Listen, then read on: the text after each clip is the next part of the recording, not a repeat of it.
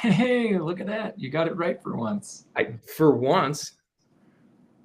It took me a year and a half to be able to do it, but finally. And hey, look, we're actually live and you can see us. And we didn't lose internet. Praying for good internet and no incidents. And then complain about it while we're still live. Yeah. You can hear us. Exactly. Oh, like I said, we're not smart. We're two idiots doing a podcast. Yeah. To keep you guys entertained on a Tuesday evening. We're a couple of dingleberries, that's for sure. But welcome to the show, everybody. We got a lot to cover because, I mean, granted, yes, we didn't get a chance to talk about last weekend or last race at all, really. I mean, we made it up to like the Legends, I think it was, and then we were talking about the Pure Stocks 3-wide restarts, and then it cut out. Yeah, and then we got cut off. Yeah. But there's a lot to talk about from this last weekend, I'll tell you that. So, you know, but here we are, episode 11, Hitting the Chip, Jake and Jordan. I'm Jordan Smith. I'm the driver of the 13S Gam and here co-host of this here podcast. And I'll shoot it over to this guy. Yeah, Jake Smith here, driver of the 89 Gam, co-host of this here Tuesday night entertainment we call a podcast, Hitting the Chip. Which there was a lot of cars hitting the chip this weekend in the Legend cars, so it's kind of funny hearing them go down a backstretch, about 10 or 15 of them like all at the same time going into turn 3. That's kind of fun. But yeah, welcome to the show. Like George said, we have a lot to talk about, and some updates toward the end of the show with 2 little special guests as well. But yeah, we'll get into that here in a little bit. Yeah. So as we do every show, we want to give a shout out to our presenting partner for this here podcast with AAA Service. And then we're just going to jump right into it. Like I said, there's a lot to kind of like divulge into and talk about since there was a double night show. A lot of incidents that happened, a lot of things that we can kind of, you know, discuss overall throughout the entire night. Some good, some not so good, some interesting, some like what the hell moments. We'll get into all that. So buckle up and yeah, here we go. I know he's down there just making noises, stalling. He just put so much work into keeping this act going.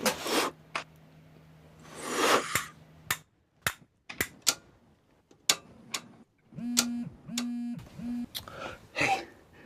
Yeah, Mandy's still home. Her friend's gonna pick her up like any moment. Can you do like a loop around the block or something? Perfect. Okay. Yes. All right. Thanks. See you soon.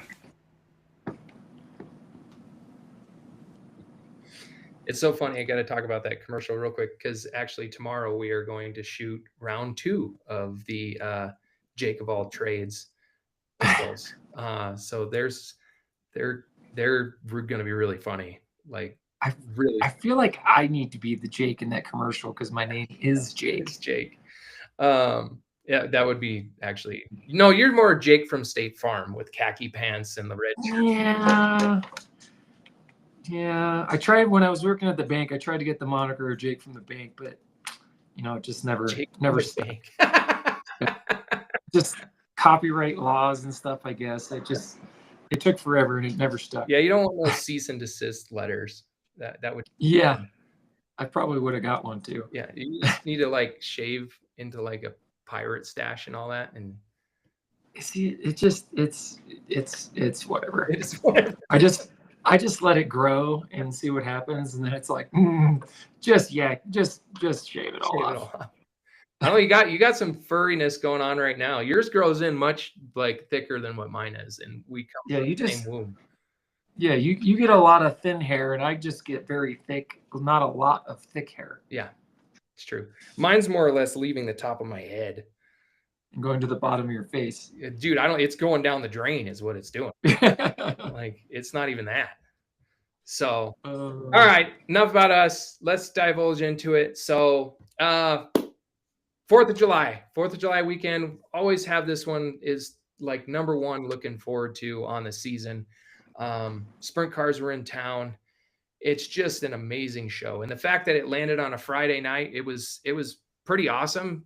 Made for a short week overall, like when you're trying to get things ready to go. We ended up going up to the racetrack. I think, what was that, Wednesday night? Yeah, Wednesday night To practice your car, yeah. And you know, they were already starting to show up, and you got that kind of excitement going right from the get-go, just like being there on Wednesday. It was Got awesome. to see Sammy for a couple laps when he was finishing practice. Yeah, he was out there running some hot laps. But yeah, I mean, you know, when the sprint cars are in town, and it's just kind of become a staple for a lot of those guys that do travel, and it's just getting better and better every single year. Especially that it's a 2-night show. I think, you know, a lot of those guys really enjoy that fact, because I mean, it's 10 grand to win each night. But, you know, I think that, and from what, you know, Jake had heard too, was that a lot of the travelers that have been here in the past, and they saw the new facility and some of the upgrades and everything that have happened, they were just like, holy crap, this is awesome. Yeah, right. But yeah, especially some guys that Wednesday we met a guy that they drove from Florida and got there like right as we were kind of leaving, and yeah, they were like, oh yeah, it was a long trip, and then you get into Colorado and the roads suck. It's like, yeah, we know. Welcome to Colorado. Welcome to Colorado. You know you're almost there when the roads start going like this. It's true. You can't drink coffee or anything really anymore. You're just going down the highway. Yeah. You got to look forward to that first beer when you stop. Dude, it's like a roller coaster. You even get out of the truck and your body's doing one of these numbers. Like, holy shit. Oh, yeah. That's the worst. Feel like you've been handling a jackhammer all day. Oh man. But anyways, so Friday night, we had the bandos, we had the legends, we had the pure stocks. No, excuse me. No, modifieds and trains and sprint cars. I forgot we raced on Friday night. Duh. Bandos wise, and we're going to kind of just preface this because I know that we have a kind of a lot to cover here.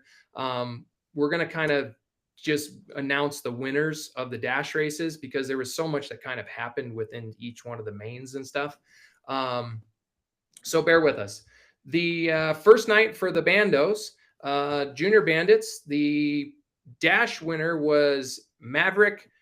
I think I'll totally butcher his last name too, Archiga, and he ended up being your feature winner as well. But in their little race, it's fun to watch those little kids, like the juniors specifically, because there's only 5 of them.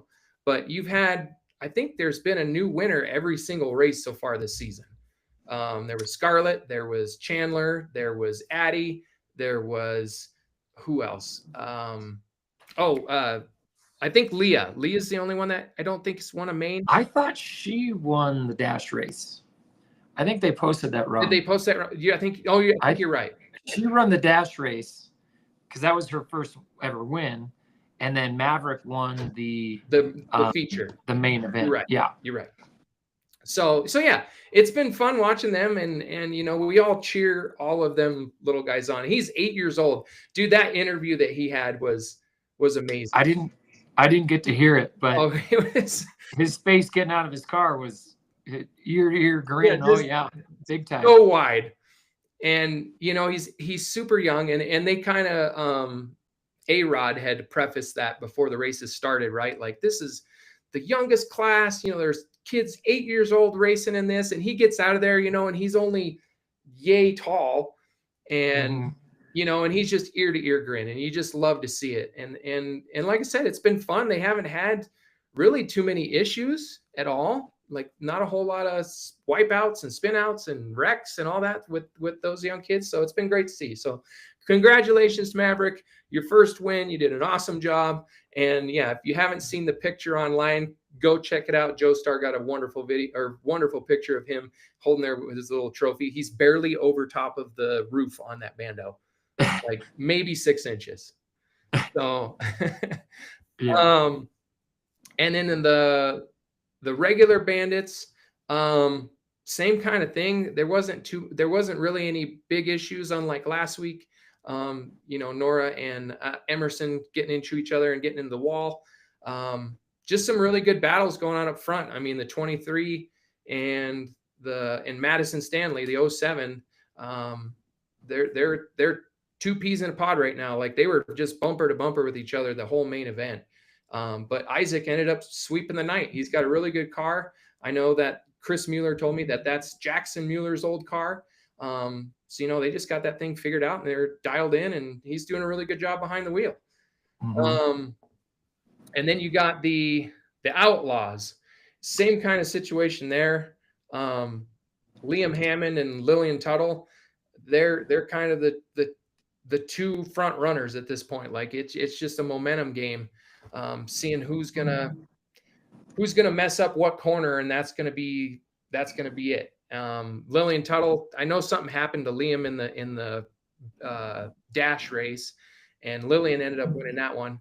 But then in the feature, he came back out, they got it fixed, and he was on rails and ended up, they had a good battle, right? Like, they're still super close in speed and everything, but he's doing a phenomenal job this year. So is Lillian Tuttle. They're both doing a great job, and it's really fun seeing those two kind of battle it out throughout the course of the early part of the season. So congratulations, Liam Hammond, on your win in the the Outlaws.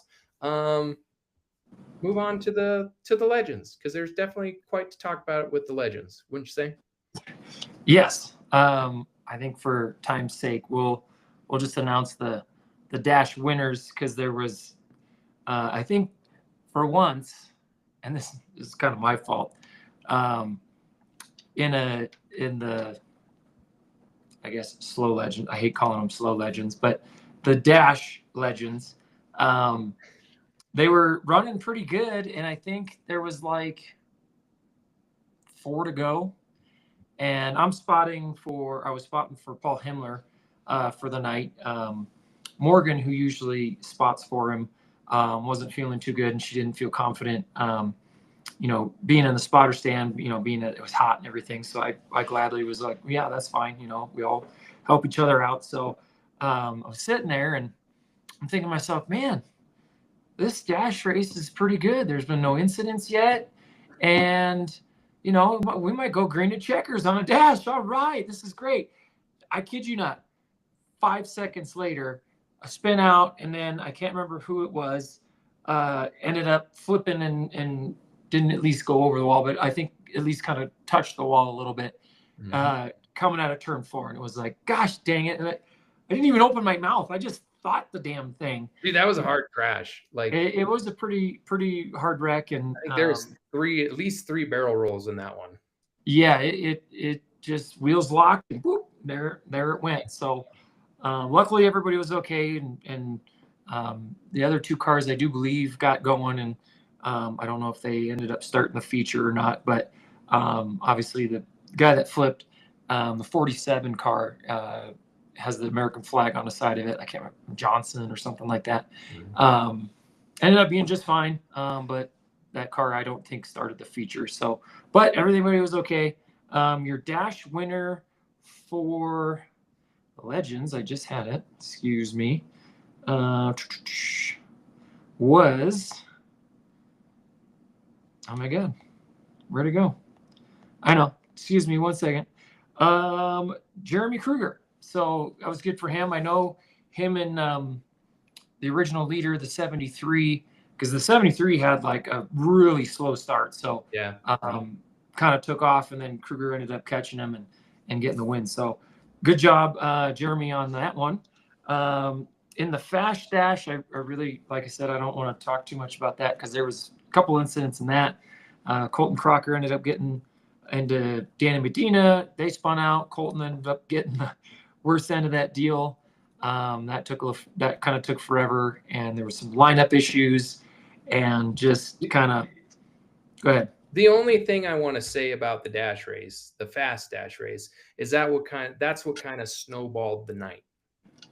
Yeah, that's really where it kind of started. Everything else was kind of smooth up to that point.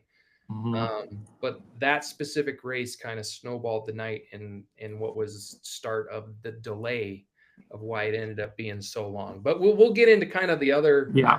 attributes of why we think it took till 2 o'clock in the morning for us to leave. Yeah. But we'll get through this part of it first. Yeah. So your fast dash winner was the 68 of White Dent. So congratulations to him. He's doing a phenomenal job right now. And then in your Feature. regular feature for Legends, I didn't, unfortunately didn't get to see that one just because we were getting the mod ready. And they obviously, everybody that was there Friday night, they just decided all of a sudden just flip the schedule on us, and no warning. And it seemed like no warning to the staff either. It was just kind of like got on the radio, this is what we're doing. So it was kind of had to adjust a few things. But from just reading the recap of the Legends race, it didn't seem like there was too many big incidents. There was a spin out kind of late in the race, but nothing that really kind of would pinpoint a talking point. But did sound like there was some good battles. And then your eventual winner, the number 5 of Regan Fruget. Going from Bando. Let me get my wine, Mr. Fruget. Super happy for that kid. He's such a nice kid. He comes up and talks with the girls and like comes up and says hi to us all the time. And such a good kid. And I was so happy for him that he got a first win. Same thing with him. Like you look at his picture, he's just ear to ear grin.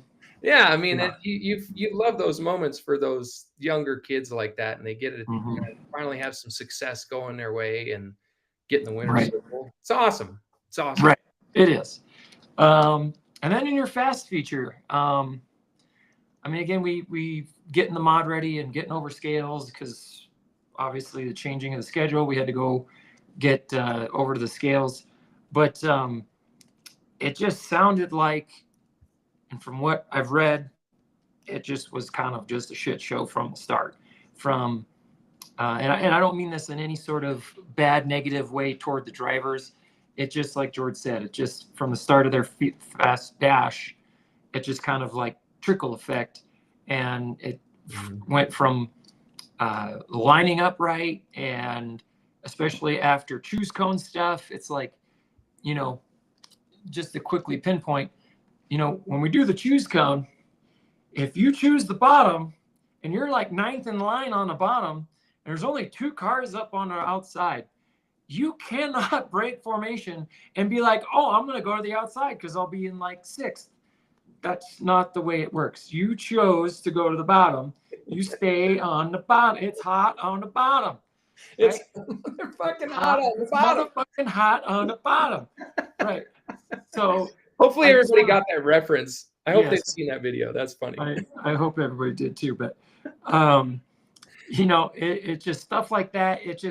That you got to fix it, right? And that's just extra time. And then well, I mean, to your point, if you look at the between the dash race and the main event, just for the Fast Legends, they've had some really good races like previously. Like they've had some really good races, but in this instance, they only ran how many laps total for the night? Well, let's see. They should have. To be quite honest, this is just my opinion. I think they should have got cut laps on the fast dash. Yeah. And then obviously they got cut in the fast feature. So I mean, they did run 10 laps in the dash, but I think they only got. Let's see. I think 5? There was 19 to go when they cut the laps. So they run 25 laps. So there's 6 laps, and then they went green, white, checkered. So they ran 8 green flag laps. That was it for the fast feature. Yeah. So,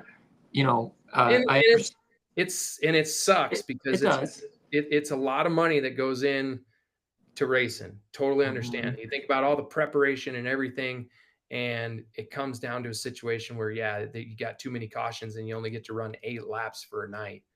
I mean, that fucking sucks. But at the same time, from a track's perspective, you can't just sit there and keep beating your head against the wall the whole night and try to get a different result. Like at some point, you guys got to just get it together, more or less. And that's that was meant. Yeah, and there's been multiple classes this year in the same boat. It's like you just, there's a time and a place to make a move, and maybe making it on lap like 2, right in front of an entire field. Because let's be honest, when you watch the fast feature, it takes them about, in my opinion, 6 to 7 laps to kind of really fully spread out. Those first 5 to 6, 7 laps, I mean, they're right on top of each other. I mean, there's some good cars and some good drivers to where you're watching a pack race in a sense, and they're going so fast that something happens. It's a trickle effect, and you got no time to react, right? Yeah. And that's what happened on Friday is, the spin out kind of happens more toward the front, and then you got 20 something, which, I mean, it's good to have that mega car count, but when you got 20 cars behind you, now you got like a beehive effect of trying to get all these cars out of the way, and it just ended up not being good because I think they wrecked a ton of cars in that. Oh, totally. And what sucks is the track itself is not conducive for those cars to run side by side.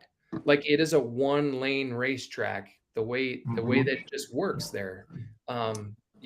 People have tried it. I mean, especially over the course of the last handful of years, after the repave is kind of like, you know what I mean? Like the newness is definitely worn off the repave. Yeah, now that the track's starting to get a little more worn out, and Yeah. there's just a 1-lane track for them. No grip for them up there. Nope. And you just can't create any momentum. And I don't know why, really. I mean, I really don't know why, because we see it more and more now with the other cars, the bigger cars, and for some reason, just in those legends, they just don't hook up, and it creates a 1-lane situation. And then you get into, you got to have that mindset to really push the issue, because otherwise you're just stuck where you're at. Yeah.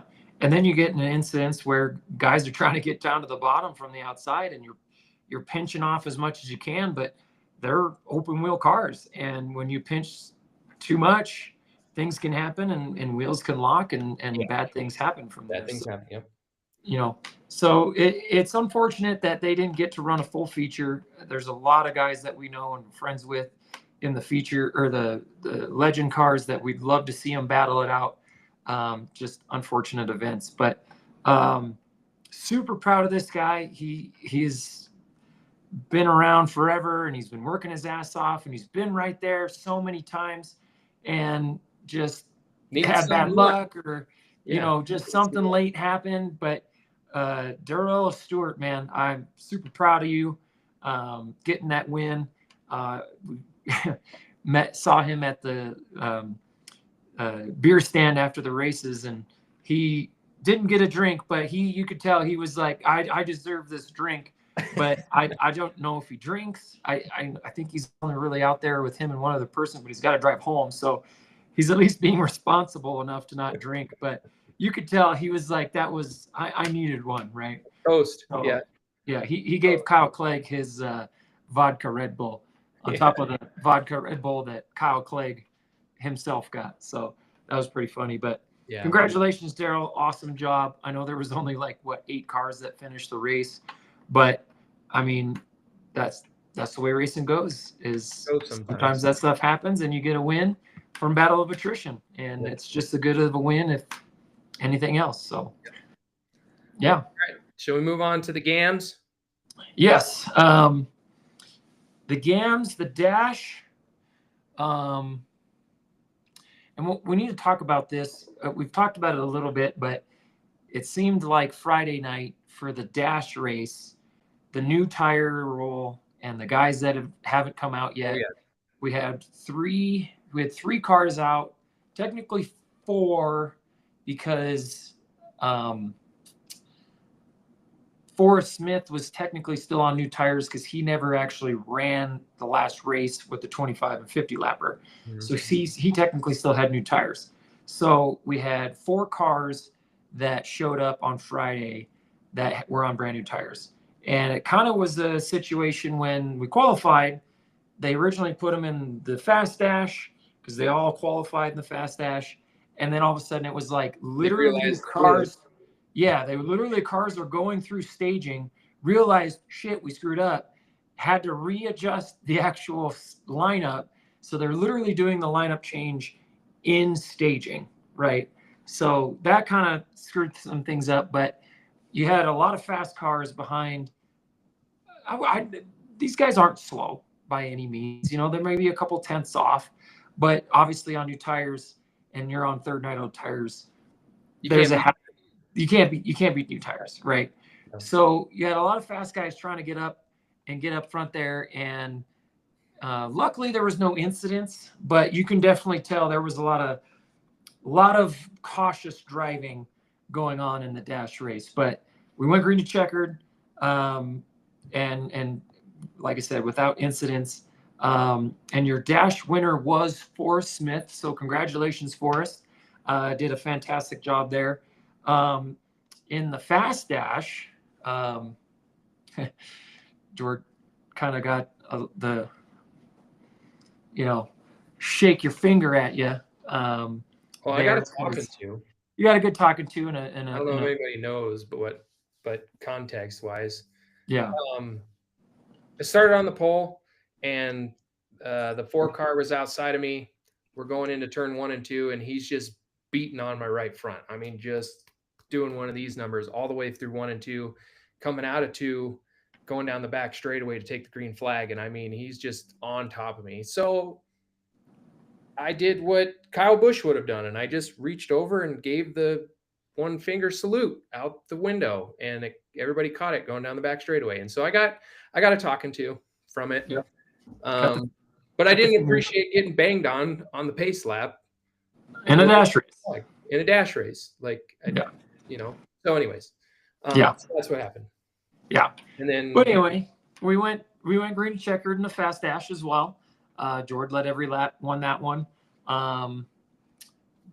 Really, there was really nothing to talk about in that fast dash, really, either other than that. So, so congratulations, you got the second trophy. Got the second trophy for the team. And then in the feature, after all the schedule changing and stuff, they sat in staging and watched the fireworks from below the hood. I didn't watch it. All I saw was flashes and heard booms, and that was it. It sounded like a good one. I saw a couple of people, they got out of their cars to watch the fireworks. So maybe you should have just done that. But I'm too once you're strapped in, you're just kind of strapped in. Yeah, I'm too lazy, and at that point of the night, like I was so tired, like I'm stuck here. Yeah, like, I'm not moving. I'm yeah. done. Yeah, but early on in that in the feature, we're running good, and then Jeremiah Hill and Darren Clark just raced an incident. It was Forrest. I think it was Uncle Forrest that got him. I thought it was because Darren Clark spun out. I know that, and I know Jeremiah spun out. I don't think it was Uncle Forrest. I don't think it was.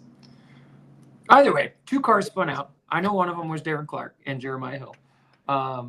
But it was just kind of a racing deal. If I kind of was looking ahead, because I was spotting Paul Himmler again, and he was just kind of right behind the incident. So that was kind of crazy to kind of navigate. Go high, no, go low, go middle. And he did a pretty good job of getting out of that one. But from there, we went green to checkered. But the choose cone. The biggest thing of the night for the Gams was the choose cone. We're sitting in the spotter stand, and cars are like, single file for 2 laps. All of a sudden, we're like, okay, 2 to go, choose cone. And then the leaders start taking a choose cone. And a lot of guys in the back half, they're still, catching up to do the choose cone. I'd say the first 4 rows, maybe 5 if we're lucky, we're 2 by 2 coming out of back straightaway. All of a sudden, we're like, we're going green right now. Apparently, the pace car just pulled off, and you had 2 cars still literally going past the choose cone. Cars are going into 3 and 4, and I don't know who was taking a choose cone off the track, but had to literally sprint off, grab the cone, and run back as the cars are coming out of 4 to take the green flag. Yeah. That whole incident, I don't understand it. I get it. We're running behind. The Gams only had a 5-second incident. I don't understand. So to me, at that point, like if you were so worried about that, then you should have just been like, got on the radio and said, we're not doing choose cone this race, guys. We're just going to line it up how you're supposed Yep. to and get it done. Like Yep. take the choose cone away at that point, if that's Right. what you're so worried about, because it screwed a lot of the guys in the back of the field. Like they And had no chance to get up even close in Yeah. line. Paul was literally going down the back straightaway. I think he was literally mid-back straightaway when the cars were at literally the start line, at the AAA start line, taking the green.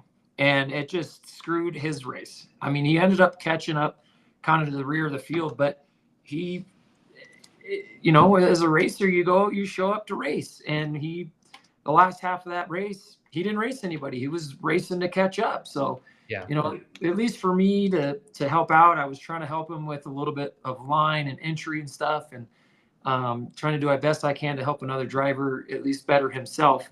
But it just kind of sucks that happened. You know, I understand the track has the reasonings, but as a driver, that it's in one ear, out the other, I don't care, because that really screwed things up. And but other than that, I mean, from the little I could see of the actual race, there was some couple good battles going on, but eventually Cade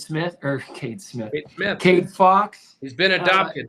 He's been adopted. He is his cousin Cade. Cade Fox got his third win, I do believe, of the year. Congratulations, Cade. You're doing an awesome job in that GAM. And really the fireworks, and congratulations to you. I mean, we got the car faster, so to get up into second, that was awesome. But really the fireworks for the GAMs came after the race. We go to staging and Tech area. Or not staging, yes, thank you, tech area. And I just literally show up, and all of a sudden I'm being told, okay, pulling rear ends. I'm like, why? And they're like, Tim Canada's like, well, I asked we're going to do stagger check, and some people want to open their mouths, and you know what? We're going to check rear ends. Like, son of a bitch. That was my thought exactly. It's like midnight, and we're pulling rear ends. Yeah. So luckily for us, Fuck. we have a quick change, and I think Eric Reed, who finished fourth or fifth, he had a quick change. Ryan Jones, I know, had a quick change. So for us three, it was pretty couple bullets. Look at it. Okay, yep, you're good to go. But Cade Fox and Scotty Scott, they had regular pumpkins. So, I mean, that's like 12 bolts, and then you got to pull the rear axles out, and then, you know, you got to pull the whole pumpkin out. You got to pull the drive shaft off. And I mean, it's a lot to pull them goddamn things out. So they had a heavy as shit too. It's not they're super light to just maneuver. Yeah, those things are 50 pounds plus, and you're underneath there on your back, like in your face. It's hot. It's hot, you know? Yeah. And then my dumb ass, you know, we I go up, I'm like, you checked it? Are we good? He's like, no, I'll stay here. I was like, I just want to put the cap back on it, you know? Yeah, go ahead. Literally on the last freaking nut. And I should have moved the rear end oil out from under the car. Stupid me. Didn't drop the freaking nut in the damn oil. It's hot still. And it's aluminum. So it's not like I can go grab a magnet and pull it out. So I was like, well, fuck it. Just quickly put my hand in there and fuck. His hand and shit. Luckily, no skin was pulling off, so that's good. I didn't have any feeling in my fingers for about 10 minutes. It was burnt. So, shit. It was funny because he was falling out from the car. Give me a goddamn towel. Hands shaking and like, why? I'm like, nah. Oh, it's so funny. I don't mean to laugh in a bad situation like that because it hurt like a son of a bitch, but it was fucking funny. It's fine. It's my own stupid fault, right? It was so funny. Yeah. Oh my god. Oh, but hey, real quick before we move on to the kind of the other two 3 divisions technically that we have to go through. Congrats to Forrest Smith. Know how hard that man's worked, and I went up because he got our whole right front and Huh? the whole right front and the front part of the stub got bent from the last race. Put it back together and was able to go out and set quick time for the night.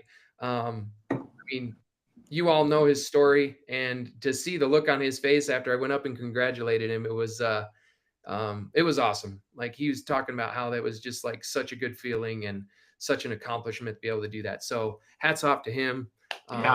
Super well deserved. That man works his ass off, and he's pretty much doing it all by himself. So, and he can't even feel his ass.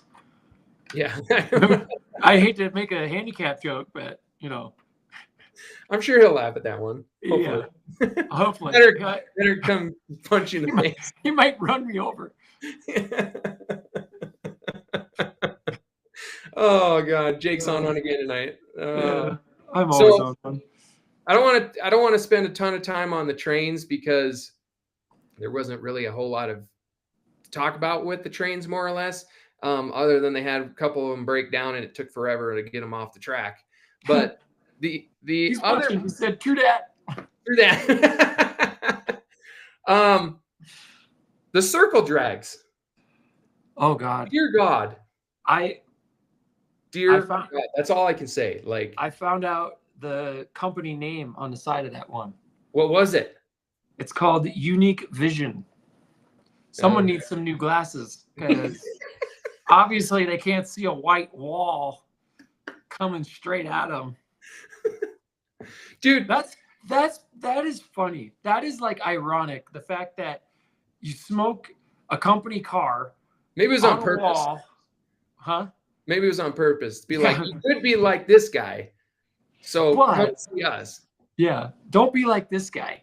Come see us for better vision. Better vision. He can't drive a car in a circle. They should seriously get the low budget film off that and you like ask to use that in their commercial and be like, don't be like our employee. Come see us for better vision. Oh my God.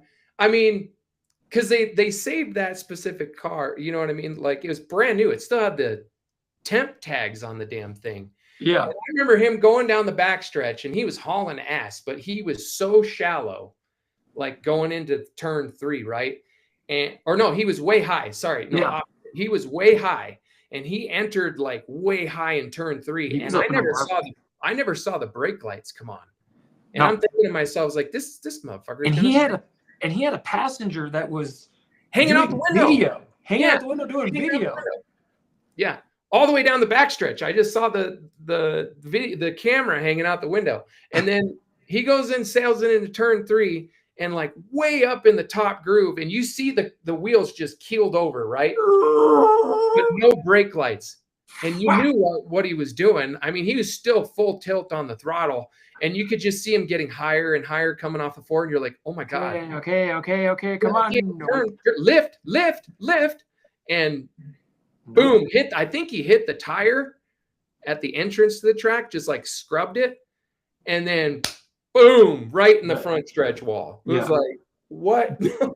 Jared Wall says he had a GoFundMe after the race and he was going around asking for donations.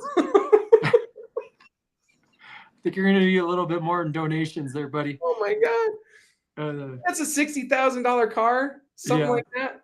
And those Infinities aren't cheap. Yeah. So my father-in-law is an insurance agent. And so I asked him, I was like, so how do you deal with this? And he's like, well, you only get one of those where, he's like, whether it's on the highway or at a racetrack, I guess, doesn't really matter, but you only get one time you total a car. And the insurance will pay for it, but they'll drop him soon after. And I don't think he's going to be getting any insurance anytime soon because I don't think anybody's going to pick him up. Dude, I was telling Nicole, I was like, the best thing he could do is like when they got that thing on the hauler was be like, okay, take it out in the field across the street. Yes. Flip it over, light it on fire, and say it got stolen. Someone got stolen. That is your best option at this point because otherwise you are SOL. Maybe had he not had a company sticker on the side of it and then slap the sticker on it later, maybe that would have worked. Could you But- imagine? Oh my God. Like what that conversation would be like? Like if it was truly a company car, like let's just say it was a company car. Like Yeah. walked through the door on Monday morning and goes, "So, heard you had an eventful weekend. Well, yeah, you remember that brand new car you just bought me? Fucker got stolen." Yeah. Look at these pictures, man. Yeah. Almost set the You field get on out to the fire. racetrack and fucked it all up. Yeah. Some guy got all drunk and went on this thing called circle drags or something. I don't even know.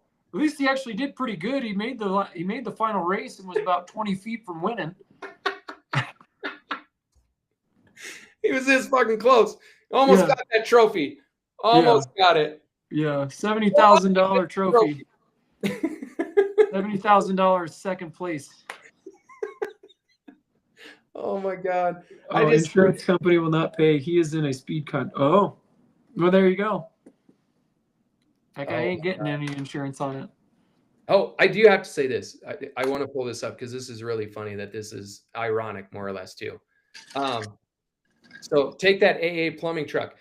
So we have AAA's sponsoring the night like September 6th or something like that. I did ask, because Circle Drags are on the show for that night. I said, hey, can we take one of the vans or something?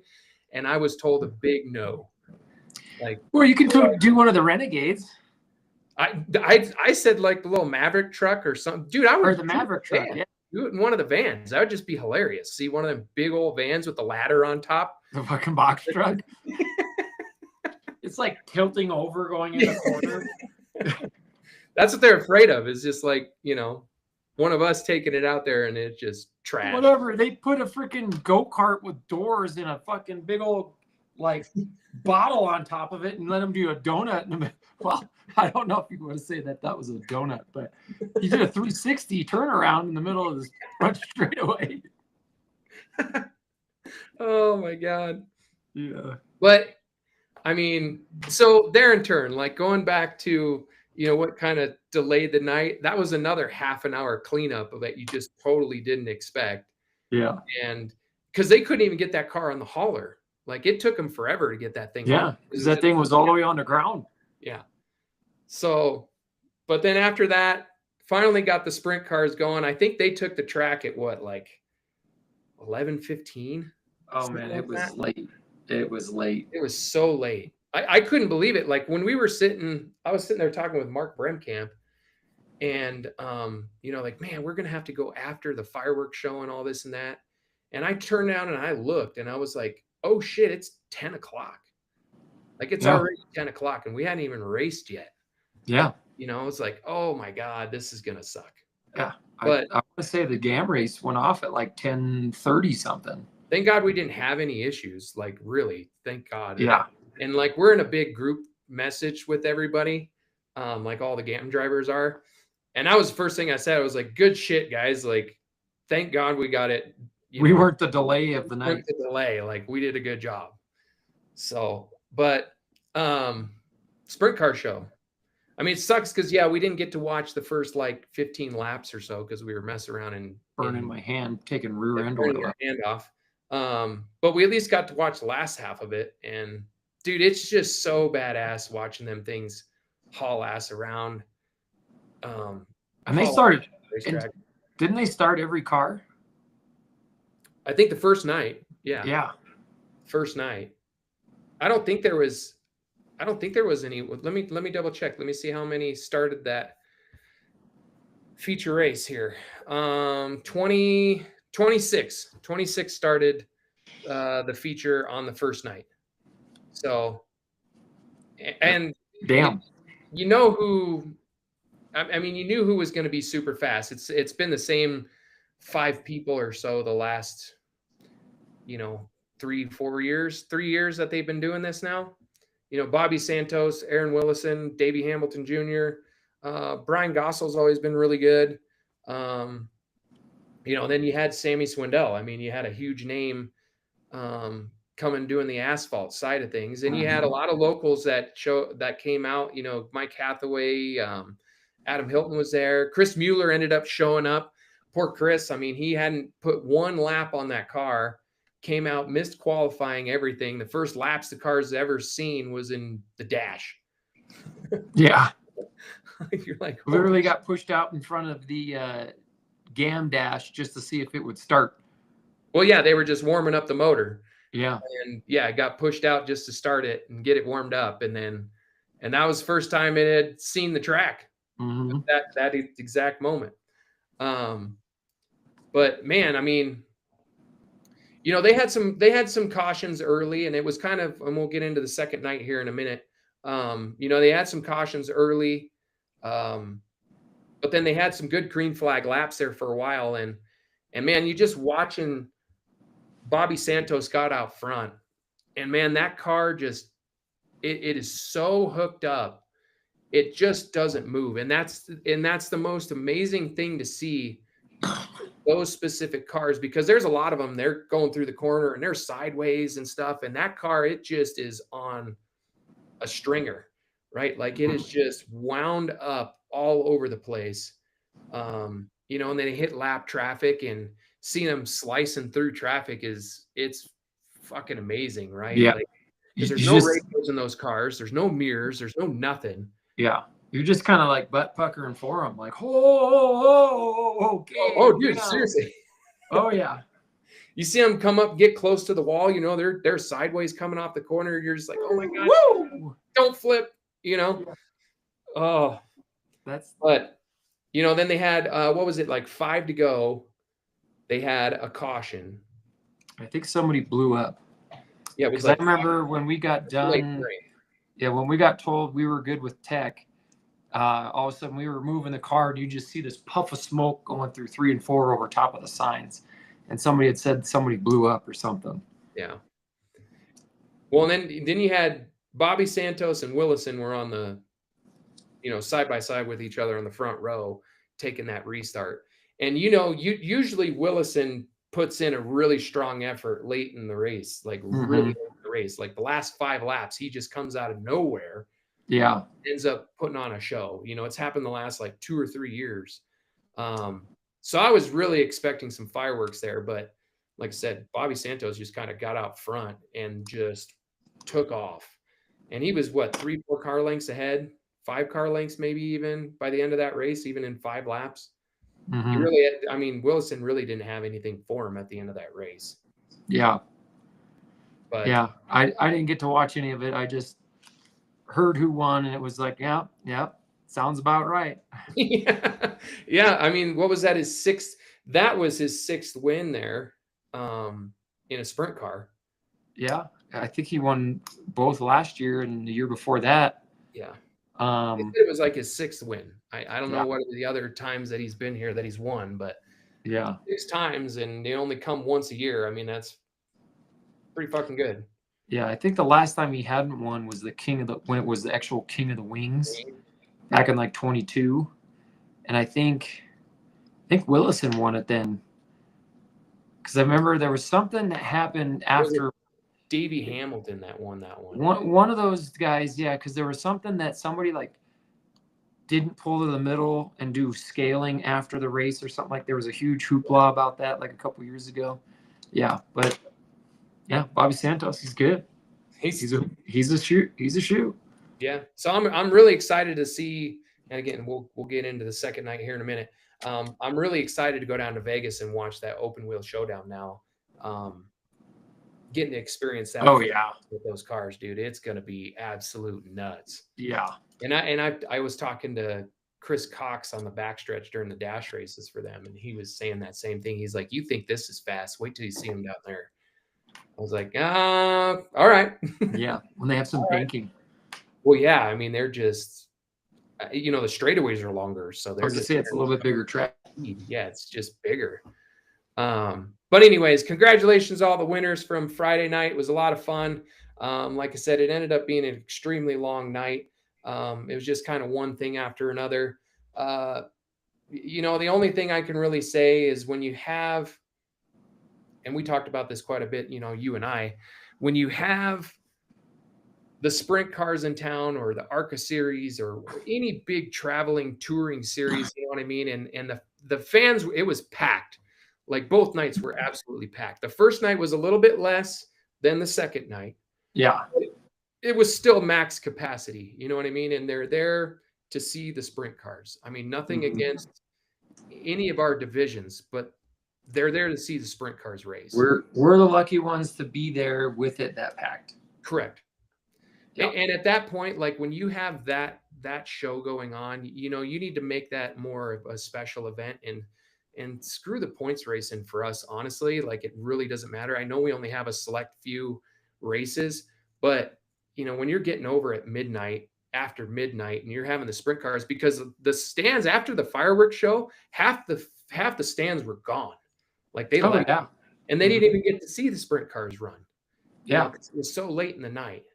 At that point, like we should have just ran main events and that was it. Like screw all the dash races, qualifying, main events, and let the sprint cars go and have at it, right? Like, like if you ran dashes for the sprint cars just for lineup sake, just for lineup sake, just like the other classes, especially since we had so many, then that's fine. Don't run dashes for them. But I still think for the show, for the sprint cars, still run it dashes and then the main event. But for everybody else, just focus on qualifying and run your race. Run the main event, and that's it.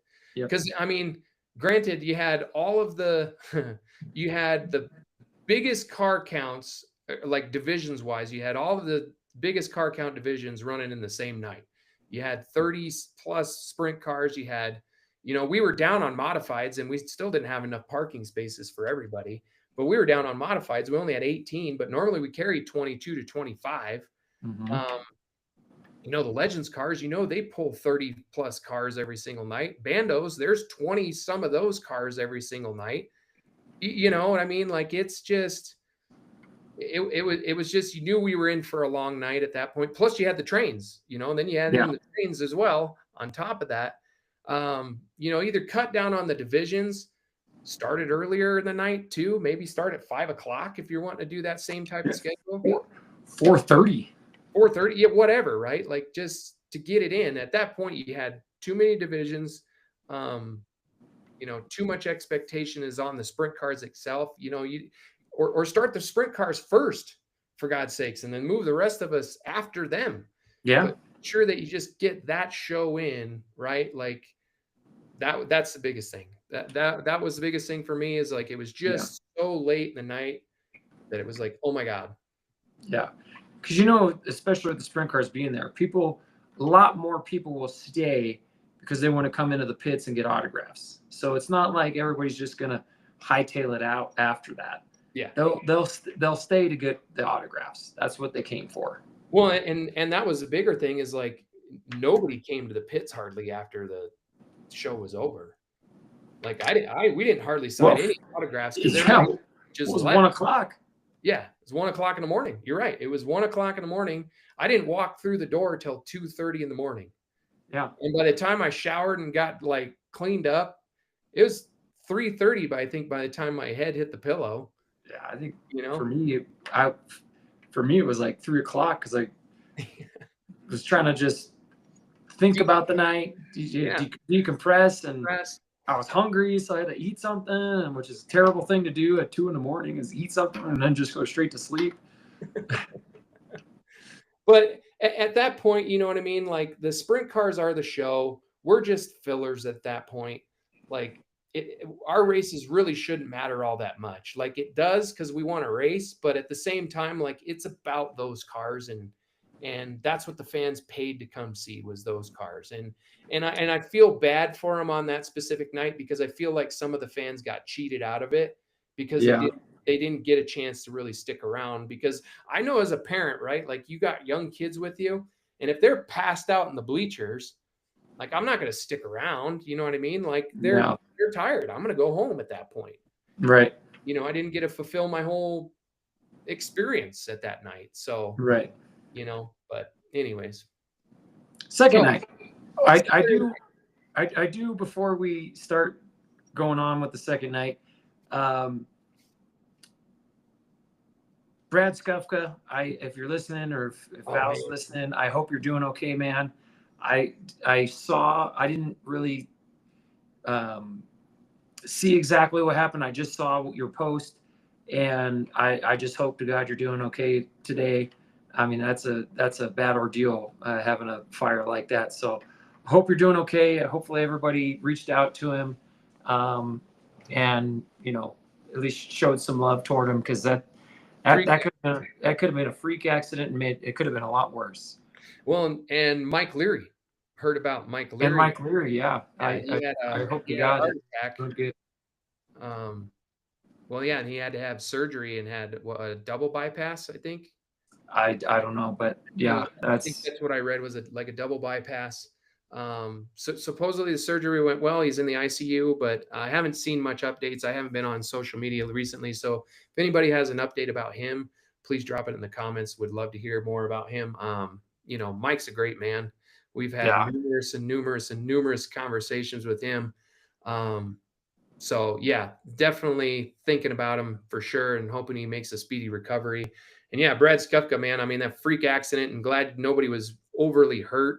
I heard he had 2nd-degree burns on his hands and stuff, but he's going to be out of the race car for a little while. But he's had some troubles with his hands lately, and that's a freak thing, man. I guess start wearing steel gloves everywhere you go.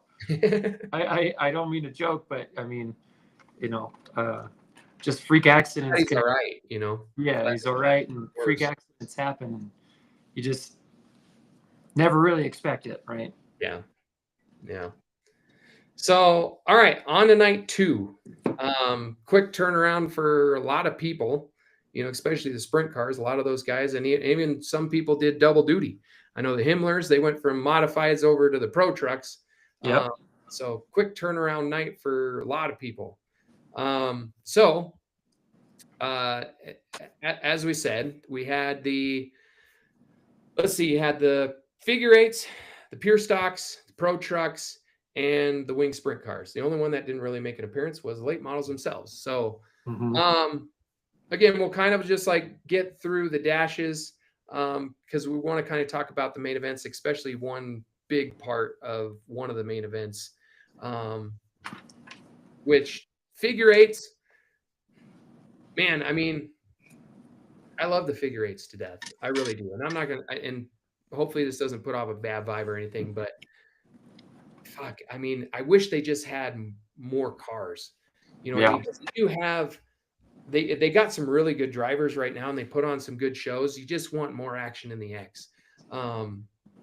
So I mean, I know there was a couple more in this race, but at this point too, I wonder, and this is just opinions, right? I hope nobody takes offense to this, but do you go back to kind of the way that was with them, and you just do the pill draw, and you kind of just ditch qualifying more or less altogether with them, and just go back to the way it was and still score and whatnot? But do they really need to qualify in a sense? Do you know what I mean? Do they need to? I mean, it's a cool factor for sure, but it takes so long because they do single car, like every other division besides obviously the wing sprints, because they have to be pushed. Excuse me. It just takes a while, and that running in the X, it's literally just longer. So I almost think I know that they qualified this weekend, but it was just food for thought in general. Yeah, if anything, maybe just do a group qualifying at the bandos, your last practice, or just all 3 of your practices. Your fastest lap from practice is your qualifying lap. So you just kind of make them go out and make sure that they understand that, hey, one of these practices you're going to have to go lay down a fast lap, and that's it. Just would quicken things up for and that's why and this is why I know Jared said that you didn't get to qualify, and that's why I kind of brought this up, is because I know you guys didn't get to qualify, but I wonder, you know what I mean? In a sense, is it needed? I mean, your opinion, I would love to hear your opinion on it. Do you think it's honestly needed to have qualifying at that point for your specific division? Because again, it's no knock to anybody or anything, but there's 10, 12 cars more or less. Do you really necessarily need it? Because typically they end up you know, typically that's where you're going to start, like the fast guys in the very back of it anyways, like Jeremy and Michael Wolf and D3 and all that stuff, to try and make it more of a better overall show, more or less. So, but anyways, got to give a hats off to Jeremy Wall, man. Like I watched, I didn't catch the heat races on Saturday night. I watched all of the main events from my couch. I finally got enough like energy to go sit down on the couch and just turn it on. But man, that dude got out front and there was like no looking back. And D3 and Javon Bernard, everybody else behind him, basically, they put on a good show. There was a lot of good battles, and one for Javon to finish the race and not have incidents. That's awesome. I know they've been having some motor issues lately, and or you know, things kind of breaking. So the fact that they got that car working and got to put on a good show, that's awesome. Yeah. Well, and yeah, exactly. I mean, they've had some struggles, just issues, you know what I mean? Like, and for teams like that, can't afford to have major issues like that either. Yeah. You feel for them. We were talking to Kyle Quintrell before in the ticket line. Was it last weekend? We were talking about that. And he was last weekend, or maybe even, I was going to say Friday. Well, it might even have been Friday, because Friday night. I don't know. We talked to him a lot. Yeah, we talked to him a lot. But there was good battles going on elsewhere around the racetrack, and I mean, Jeremy just took off and set sail. And they had a couple cautions, but nobody really had anything for him at that point, and he was just gone. I mean, and that's just Jeremy. Jeremy works on his shit, and he works on it hard. Like that man. I mean, I've talked to him quite a bit, and you know, he posts a lot of stuff, and I mean, there's next day and Sunday morning right after a race, and he's got the whole front end tore apart on his car. Yeah. You know what I mean? He's posted pictures of it. Nope, nobody's going to outwork me. I mean, you're damn right. I ain't tearing the front end apart after a race on a Sunday morning. Your wife sure loves you if that's what you're doing all your times in that garage. But God love him, because, you know, he goes out and proves it on the racetrack. You know, he wins a lot because of just how dedicated he is to his craft and to the sport. You know, and I love Jeremy's interviews. He always comes top notch. He really does. And he's really mastered them really well. He knows what to say, when to say it, and how to say it in a real classy manner, in a sense, too. You know, he'll throw jabs here and there, but honestly, on Saturday night when he had his little interview, you know, he thanked the crowd. He was talking about how packed it was, and he's like, you know, this is how you keep racetracks open, and he's not wrong. You know, you talk about how many fans were there. I mean, it was absolutely nuts, and you love to see that as a race car driver when you go down and you're coming onto the track, and there's not an empty seat in that house. And everybody's waving and doing all that shit. I mean, it's such a good feeling. So, yeah. Well, happy anniversary to him and Julie. I saw that today. So yeah. Happy anniversary, you two. So anyways, Pure Stocks. Jeremy Wall was your winner for the figure eights. Pure Stocks. Oh man. That's not good to start a recap of. Oh man. I didn't for preference. I didn't watch the races at all Saturday. Spent time with my wife. So no, totally fine. There's really only one instance that I want to bring up about this specific race. But I will go into the dash winners. So the dash winner was Giovanni Scamecca. And your fast dash winner was the 12S of Sean Sully. I cannot speak right now. 12S. Getting into the main event, a lot of pushing and shoving. I know we didn't get a chance to talk about the previous race with them because it just kind of carried over from there. There was a lot of like just beating and banging and hard racing and people bouncing off of each other and pushing the issue. And I mean, shit, Ronnie Johnson, man, he sent it into, I think it was on Sean Sully. Yeah, I think it was on Sean Sully.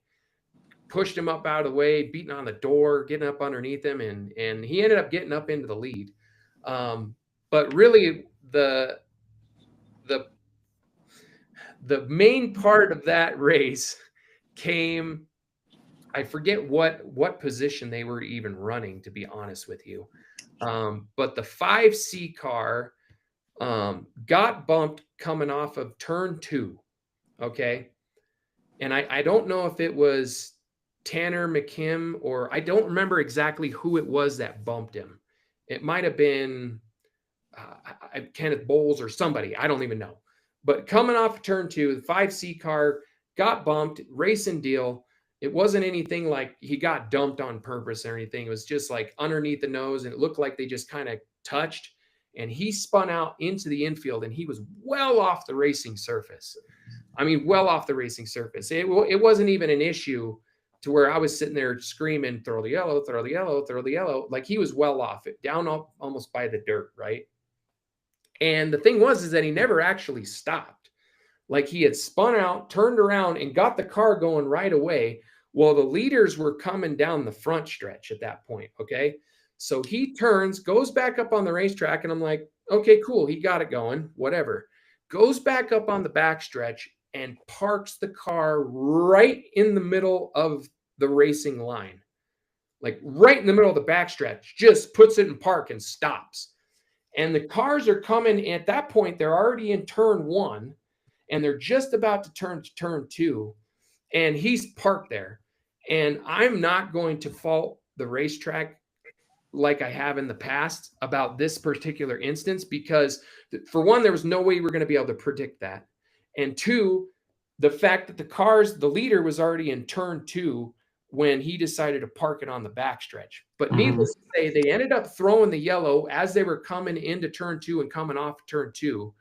And at that point, you're screwed. Like, you're behind the driver's seat. You got nowhere to go. This dude is parked in a black car in the middle of the fucking racing surface. And they start doing this, right? Like, going down the backstretch. They're just going, splitting the row. And the poor 19Y, and I think it was, Justin Young Jr. It was like the perfect part of the Red Sea, and there's a car right in the middle of the way, and he just plowed him, dude. I mean, it had to folded the frame horns and everything. I mean, it messed that car up. And then the 5C is up in the air. It pushed the car all the way up into turn 3. That's how hard he hit him. Jesus. And well, it says here, Mark Bremkant said the shifter linkage broke and the car had no more forward gear. I don't know. That's crazy. I don't know. That it broke right in that moment. I don't know. Things happen. Weird things happen. Weird things happen, but perception is everything at that point, because you had the car going, and all of a sudden it just stopped right in the middle of the racing surface. Like, to me, it looked like he parked it to be able to try and get a yellow to come out at that point. Yeah. Like, that's what it looked like. Whether that happened or not, that's the perception of what it looked like. Like, caused a huge accident because he was just right in the middle of the racing surface. Yeah. And that's kind of the point too. Like, when you turn back up, right?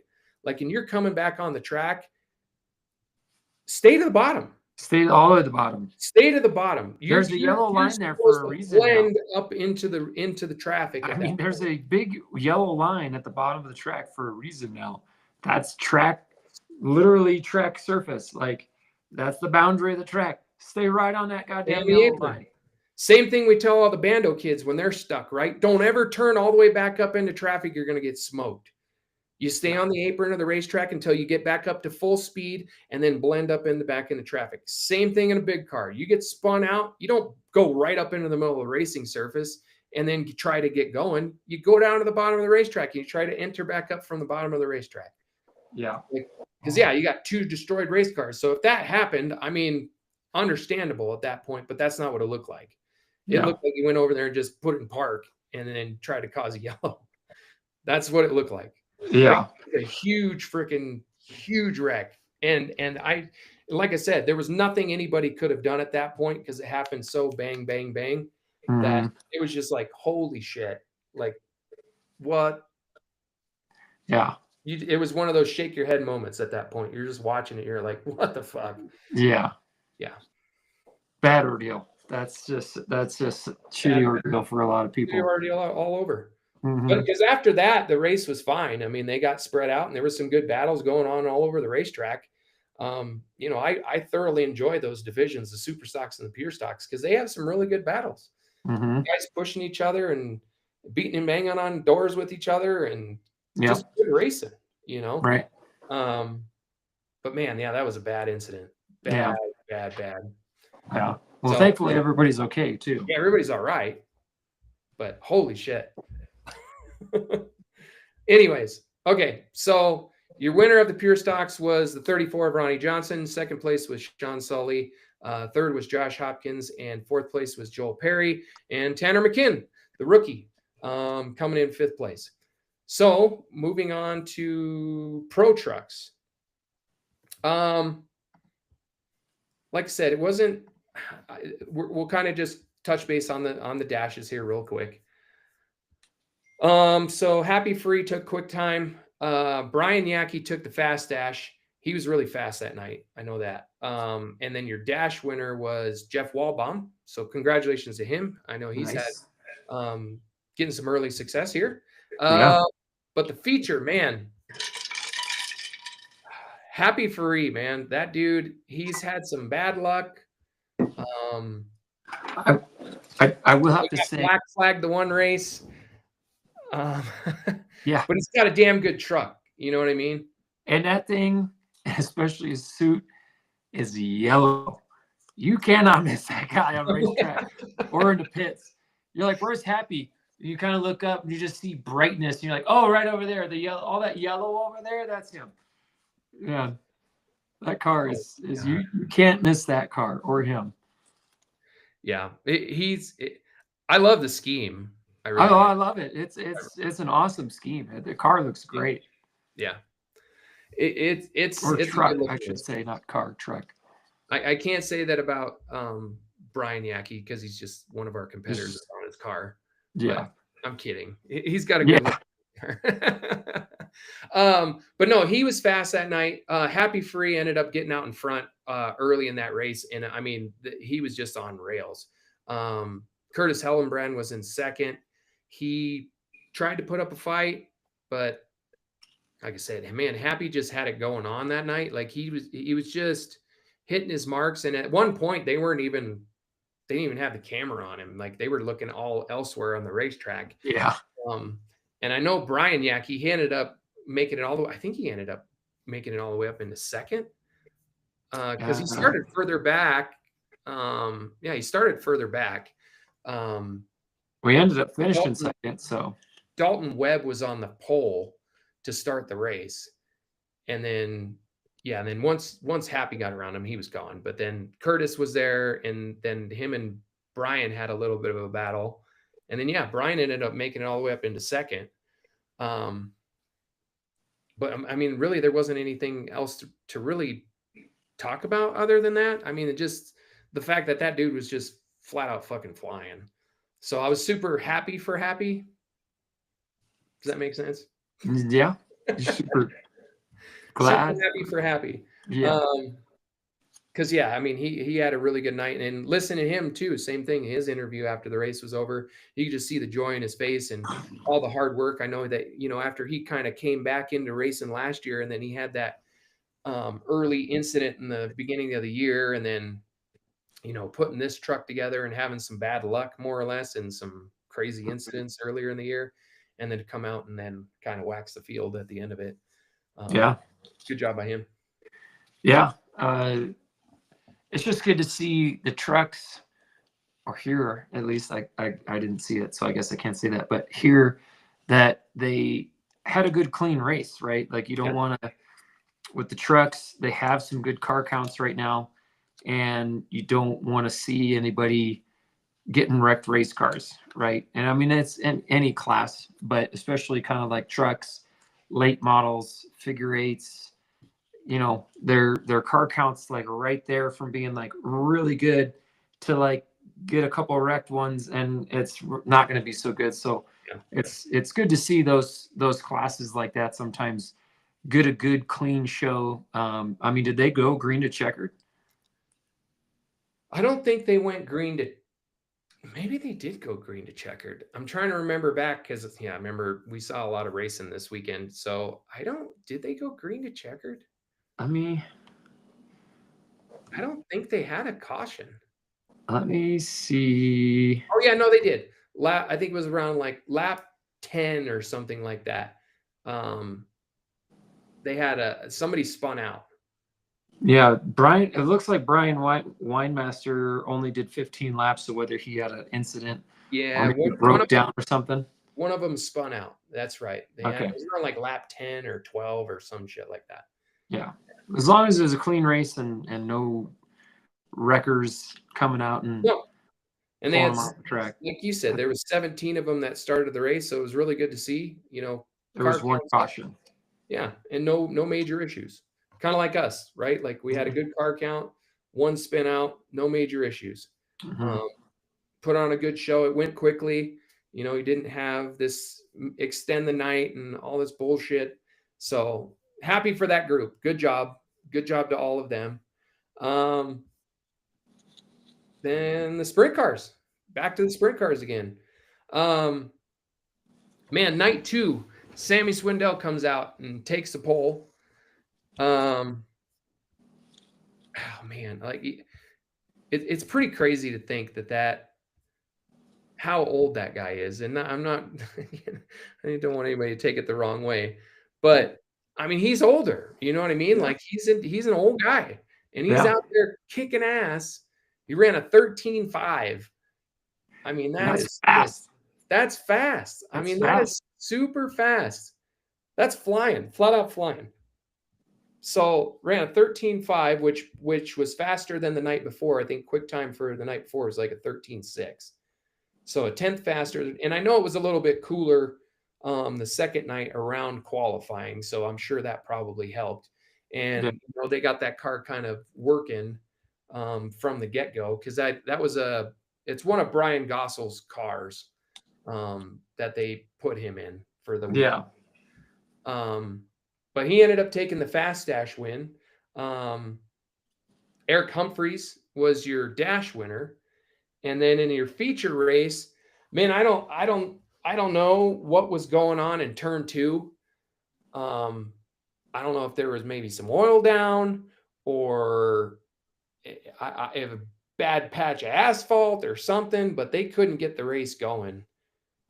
I mean, it took them, they start it, and then a lap later, somebody's spinning out coming out of turn 2. And I forget which, I think it was the 99. I think it was the 99. I'm gonna go back and look at the numbers of, I think it was Corey Lockwood. Yeah, I think it was Corey Lockwood or some maybe it was Mike Anderson. I don't know. But dude spun out a couple times, and then they just were like, no, dude, you're done. You've caused 2 cautions in a row. Yeah. Just by spinning out. And they were like, you're done. But I don't know. But every one of the incidents that they had early on in that race was coming off turn 2. Like guys just lost it. I don't know if the car is just de-wedging, because I know that there's that bump right there in the middle of 2. And if you just catch it right, how low those cars are. I mean, it could upset a car. Yeah, it could totally upset a car really, really fast, and then boom. And for how much rubber I'm sure was down on the racetrack at that point on the second night, right at that particular spot, I mean, I'm sure it was pretty hard to handle, more or less, as well too. Would love to hear Adam Hilton's perspective of what it was like behind the wheel on that second night. He did, first night he did very well, and I think he did really well the second night too, right? Yeah, I mean, he did 2 top 10s, right? He finished 14th the second night, and he finished 8th in the first night, right? 8th the first night, yeah. The first night was a little bit more friendly than the second night. But Brian Gossel and Austin Gossel and Ryan Land, I forgot Ryan Land ended up filling in the 6R car the second night. So what Gossel had four of his cars out on the racetrack that night. But from 10th through 14th was all Colorado drivers, which I thought was kind of funny. Oh wow. Yeah. Chris Mueller, something happened to him. I don't know if it was motor related or what, but he ended up pulling off. And that was one of the incidents. I don't think it was because of him, but somebody, as he's pulling off the racetrack, some dude comes off a 2 again and just whoop, spins it out. And you felt bad for Sammy Swindell because he was on all of the restarts. He had Bobby Santos on his outside, and you know Bobby's line. He prefers kind of the outside lane, and that's just where his car was kind of working. Yeah. And he would catch the restarts like almost perfect, and would get out in front of them and create a little bit of space, and then caution would come. And then you're like, oh crap, you know, like then you got to redo it all over again. And the last one before they finally went like green flag racing, Bobby Santos stayed with him going into turn 1 and 2, and Sammy Swindell just got in front of him, and he did like this crossover move, and I mean he sent it, dude, into turn 3. I mean, I've never seen somebody go so far deep into a corner before. Slide job, dude. And that's exactly what it was looking like straight out of Dale Jr.'s mouth. Slide job. And he just parked it right up in front of Swindell, and that was it. That was all she wrote. Nobody had anything for him until like the last like 5 laps. It seems like when they start getting into traffic, out of nowhere, Aaron Willison just comes out of nowhere. He's back 15 car lengths, right? And then by lap 2, 3 to go, you're like, oh shit, he's gained 2 tenths, now 3 tenths, now 4 tenths, you know, and he's like right there pushing it to the end. And last lap, last corner, he sent it into turn 3, dude, and he just never lifted.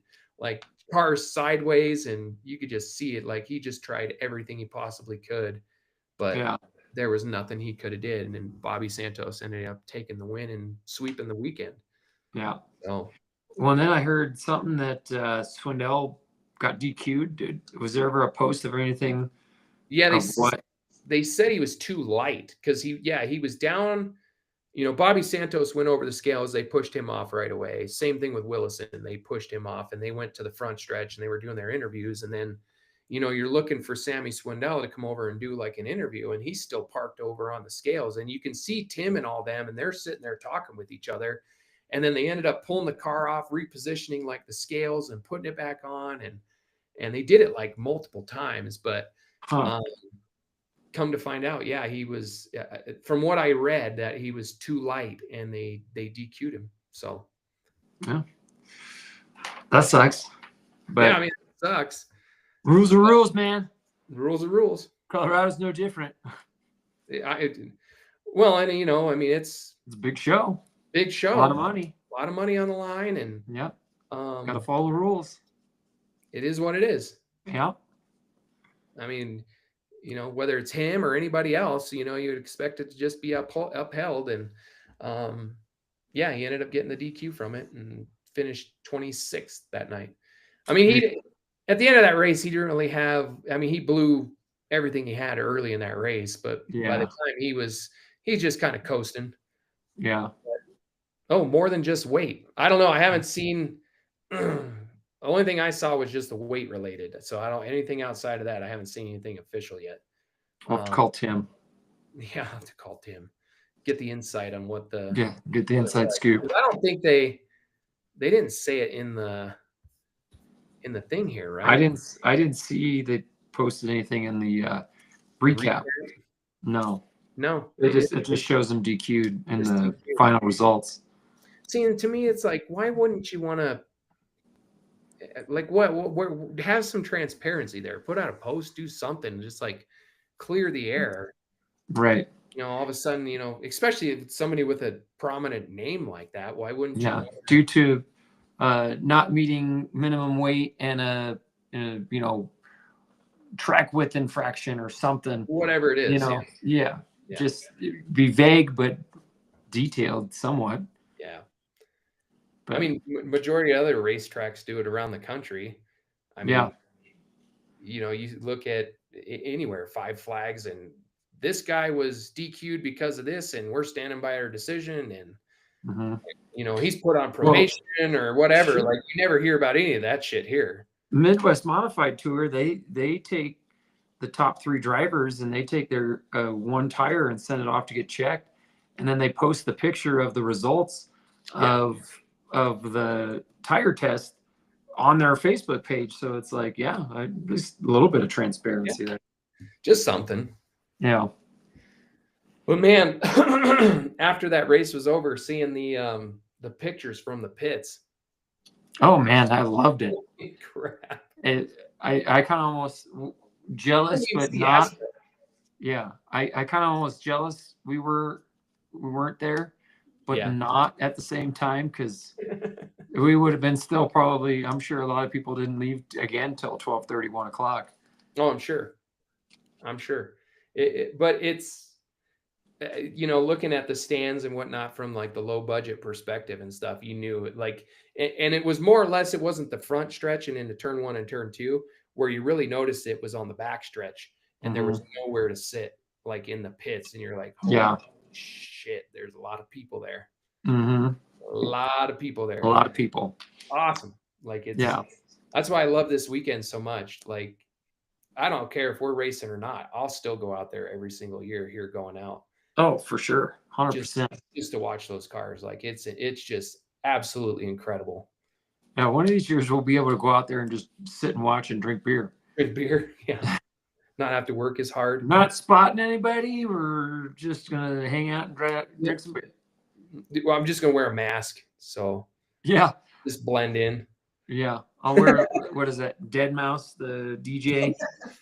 Just wear a big mouse head. Bucket head. Yeah. Like a Kentucky Fried Chicken fucking bucket on my head. Just wear a bag. I'm ugly anyway. What is this guy doing? Yeah.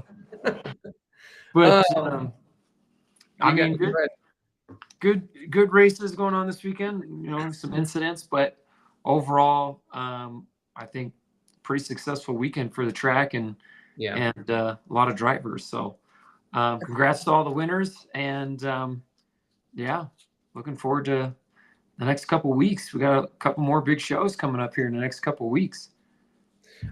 Some really big shows. We got the Cars Tour coming to town in a couple of weeks. Next weekend, mark your calendars. It is the no, it's at the very top. So you got the super late models, super stocks, and demo cross. So 4 divisions, but really just 3 running consistently. So, but yeah, that's what's on deck for this upcoming weekend. And then, the following weekend is, I think, GAMS, and I forget who else is with us. But looking forward to seeing the supers back on the racetrack. After the last race, it should be pretty interesting to say the least. But yes, anyways, I want to.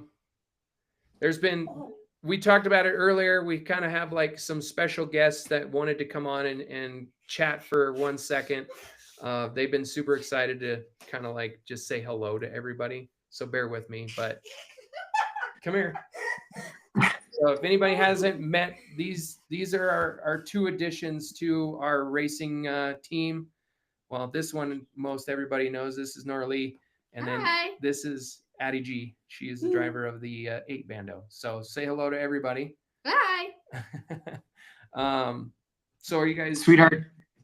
Do you want to show everybody your hair and tell everybody why your hair is that color? Oh yeah. It's not fair though. It's not fair. Oh. She's got purple hair. She's got purple hair.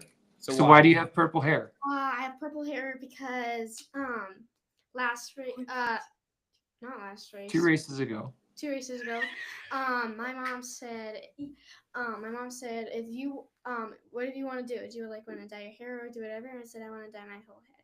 She said okay. And when I was going out for my main race, she says, no, my heat race. She says if you win this, you can dye your hair. And I said okay. And when I came out on the track, I was like, I thought it was my main race, but in the main race, when I went out, I won that race, and that's why my hair's purple now. Yeah. We tried to have the same logic of what Nathan Gasser did. We talked about it on a couple shows ago. We're like, give some motivation through reward, and he bet $1,000 that Chandler couldn't go win. Well, what does Chandler go do? He, went out. So we're like, okay, well, maybe we won't do it to that extreme level. So try to learn our lesson that way. Like, okay, well, we'll just I didn't even know that this like deal had gone down with her and the purple hair. And next thing I know, I pull in, she pulls in after the race and she goes, Mom, so does this mean I get to have purple hair? And I kind of looked at her, I was like, wait, where was I a part of this conversation? Because I totally missed that. So yeah. But anyways. So what are you guys enjoying your Bando year so far this year? I love it. It is so much fun. So what do you think of racing in general? Fun experience, and it's just the whole thing's just fun. What do you think of all the people? Is everybody pretty fun, like get along with, and Yeah. the racing community in general? Very fun. Everyone is very friendly. Sometimes, not a lot. Sometimes. Okay. But You mean people? You mean me? oh, talking about just sisterly love. Okay, I got it. Yeah, because they're super competitive with each other. I tease her about everything. Yeah. And then she doesn't listen to me. Yeah, it happens. So there's battles that go on in our household, but Yes. But it's been super fun, and I'm super lucky to be able to go enjoy something with Yes. hooligans. Having all, I'm really glad I didn't race this weekend because again we're saving my car for the Prelude to the Hot Shoe and the Hot Shoes. So my main focus was helping these three knuckleheads on screen with their race cars, especially the two in the back. With George focusing on the mod, I wanted to make sure that those two were ready to go, and anything that needed to be done on their cars, I was working on it instead of George because he needed to focus on the mod. So needless to say, after this Friday, I'm glad we didn't have 4 cars and we just went with the 3 because the 3 was big enough. 4 would have just, oh my gosh, I couldn't imagine. We're going to be doing it here September 6th, right? Yes. So September yeah. 6th, all It'll be interesting, but yeah. But yeah, it was still fun. It was fun. I enjoyed it. But anyways, so they wanted to say hello to everybody on the show. So thank you, girls. I appreciate it for coming on and saying hello. It's bedtime for you two. Okay, that's just Okay, bye. Bye. Okay, bye. Oh my gosh. They're going through like preteen years. God help me. Their Aunt Kristen just said purple hair today, new cars tomorrow. Yeah, no kidding. Yeah. No, Aunt Kristen. Oh my God. If I can't have that puppy, they can't have cars. Real quick, we kind of started talking about like championship aspirations, and I know that we've kind of started this show a little bit late tonight. So don't want to exclude any of that, but we are going to push that to the next show, to where we get back and kind of finish up doing like our predictions for who we think are going to be in the championship hunt at the end of the season. Mm-hmm. Obviously we'll have something to talk about again with this upcoming race. But we do have, I know we haven't done a whole lot of guests this particular season so far. Schedules are kind of crazy for Jake and I right now at the moment. Just work and racing and, 4 cars and all that kind of stuff. So we do apologize that we haven't had anybody really come on, but, Jake did have a conversation with somebody in particular today. And I don't know if you want to kind of, on what that conversation was. No, definitely. So was thankful enough to get Chad Anderson's number, the new part owner of the track. Called him up earlier this afternoon and just kind of tell him, hey, we want to try and get you on the podcast again. You and Stacy, just to kind of get some more perspective from you, learn more about you. Fan interaction that we've been hearing is that they know who you are, what you've done, but they kind of want to get to know you a little bit better as people, right? And he's all for it, especially since we're just about halfway through the season. We kind of want to get their perspective on how things have gone so far this year and what they think and how things are going, and then maybe kind of what to expect going forward in the second half of the season. He's all for it. we're gonna wait like another couple weeks. I don't want to spoil anything, but there are some things that he's just waiting on that him and Stacy want to talk about on the podcast. So I don't know what it is. So nobody ask me. Nothing. I tried to kind of ask some questions in a leading way of like at least kind of give me a hint, and he's being very hushed. So just know that there are some good things in the works at the track. Again, I don't know what they are, so don't ask me. I'll just give you the same answer I'm giving right now. But they are excited to come on the podcast. That was one thing him and Stacy, I guess, talked about doing with whatever they're doing right now, is that they wanted to announce it on the podcast. So he's thinking maybe late July, first week of August, to come on the show and do a special show with us. So so get the word out. Once we kind of know and pinpoint the exact date, we'll put posts out and we'll get everybody involved, updated. But just know that we are going to get the owners on and have another show and talk about and kind of just be the show just for them, right? Like kind of get to know them a little bit more, ask some questions about them, and then lead into what's on the docket, what's going on that they're wanting to announce. So more to come on that. And I know he's sounding like it's going forward, it's going to be good stuff. So I know things have been kind of crazy the first half of the season here, but just know it sounds like they're watching, they're listening, they're taking notes, they're just observing right now, and things going forward are going to start changing for the good, whatever it may be, right? So I know the first half of this for them, it might be overwhelming, and they got to get used to it, right? I mean, it's like starting a new job. You got to learn, and you got to get the experience, and and see where things go. So super excited for that. And can't wait to have them on. But we are going to have the new owners on here in the next 2 to 3 weeks. Yep. So super excited about that. Like Jake said, we've got an opportunity to actually have a direct line of communication with them to be able to set things up and talk with them and really kind of give you guys some insider's perspective of what's going on around the racetrack and what their experience. Like Jake said, I think that's what I'm most intrigued about, is to see what they've thought of this first year taking on this new venture and what they've been able to see. And I know from my perspective, like what I would have done the same exact thing. You kind of like sit back and just observe and see how things flow and see where what's working, what's not working, what can I jump into? What do I need to learn more about? And I mean, there's a lot to owning a racetrack, from the emotional side, from relationships with sponsors, relationships with the city, the racers themselves, employees. You got a whole employees that and there's so much involved that goes into a show.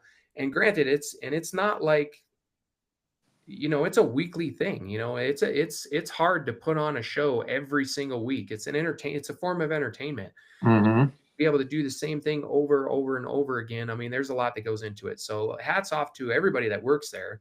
But I'm really intrigued to see what he has to say and what are some of the things that they might have insight into what's coming or whatever, right? Like, it's going to be a lot of fun. So get your questions ready early.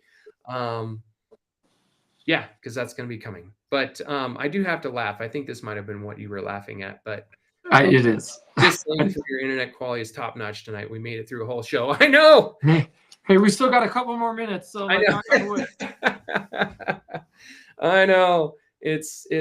We've had the worst luck so far this season with internet or something happening, technological wise. But hopefully we've made it over those humps. You might see here in the near future us two knuckleheads actually being in the same room again and chatting one-on-one and having a little bit different perspective. But looking forward to this upcoming weekend. We're not racing. Almost had an opportunity to race this weekend, but it didn't quite happen the way, yeah, I'll just leave it at that. But He was gonna get in a Demo X car, and yeah, car's too trashed. yeah, it's too trash. Didn't have a big enough seat in it. So It was a Kia Forte that he was gonna get into. had special wings on it.